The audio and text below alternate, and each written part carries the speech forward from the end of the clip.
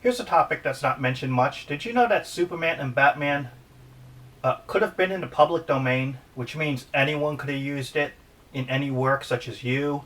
You could make a book on Batman, or you could write a Superman movie and sell it. Uh, but in the United States, they changed the copyright laws in the 1980s so that this wouldn't happen for many more decades. Even though by the time the copyright is up, they'll probably change it again to protect these and other characters or corporations own. But the truth is, with the original copyright laws, Superman and Batman would have been in the public domain. And this is something with comic book characters that actually does exist, even though it's not really mentioned or known. If you look at Dynamite Comics, they have something called Superpowers. And this Superpowers project uses basically a bunch of public domain superheroes who existed in defunct companies that don't exist anymore, which means comic book publishers in the golden and silver age who went out of business. And when they went out of business, their copyrights and their ownership of characters kind of went away, that no one owns it technically, and it became public domain. Something that will probably never happen anymore for any other company, or any, especially from Marvel or DC. It's not going to happen. And the public domain means anyone could use it. Dracula, Frankenstein, Alice in Wonderland, etc. You know, you could use those characters. You can make your own movie. You can make your own action figure, a comic book, or whatever. As long as what you base it on is the original work and not, for example, someone else's work. So let's say you base it on the original work or your own take on the character. You just can't base it off of someone else who made something. So if someone else made a movie about Dracula, you can't tell your Dracula story exactly like that one. You have to make your own design and own idea.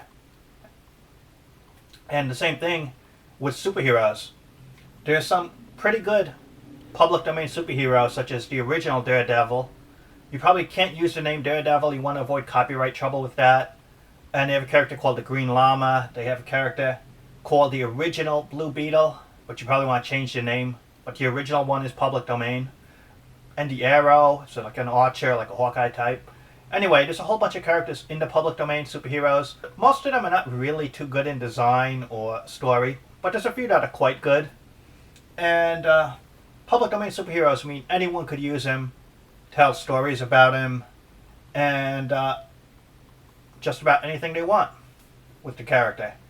And it's probably not going to happen, as I said, with the main icons that we know of today in comic books. It's not going to happen at DC. It's not going to happen at Marvel.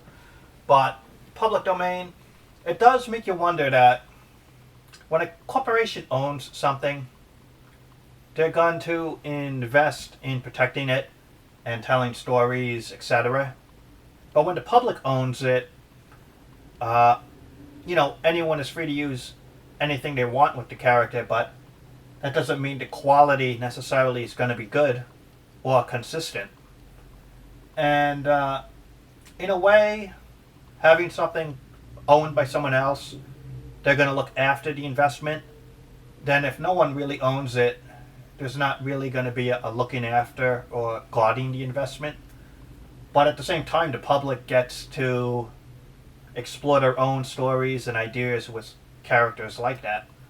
So public domain is both good in a way, but also maybe not so good in a way. You know, there's positives and negatives to it.